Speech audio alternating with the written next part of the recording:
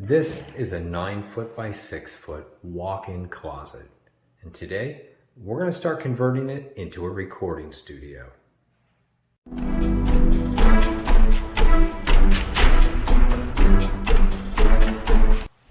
Today we're going to start planning out the construction of the Cloffudio.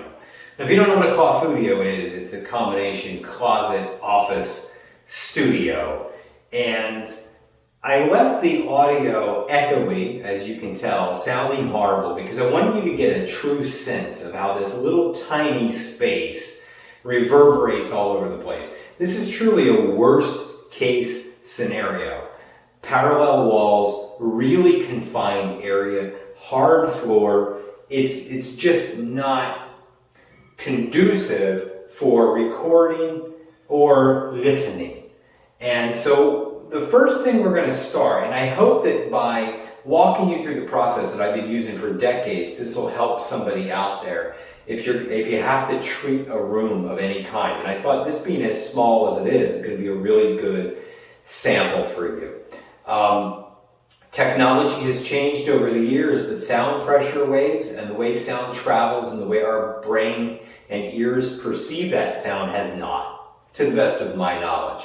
So old school methods still work today. Sound is sound. And what I want to demonstrate to you is oftentimes, less is more in a world in where social media and the internet is just stuffing spaces with insulation and foam and trying to deaden everything and guessing at what they should do to treat their room in order to make it sound better, not knowing whether or not they're just changing the sound, making it better, and then sometimes even making it worse. So foam and blankets and insulation will deaden the sound, but that's not always really what we want. Now, the first thing you want to start out with is, what am I using it for? Now, this particular space, it's a closet, short and simple, right? We have two glass enclosed suites downstairs. We have a live room out on the other side of the door, which we track drums with.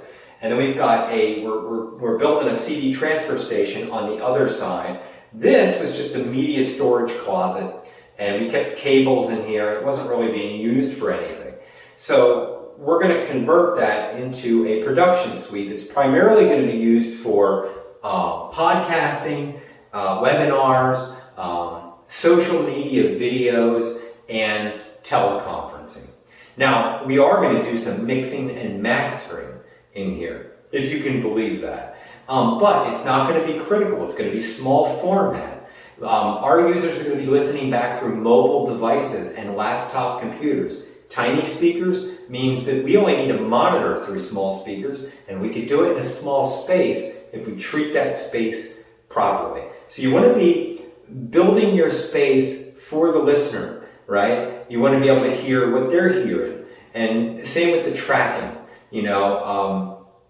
So this space we want to be able to track and mix, but I don't want it completely dead for mixing because nobody's listening back in dead space, right? Everybody has reflective surfaces at home when they're listening back through their laptop computer, including the laptop itself and the table that it's on.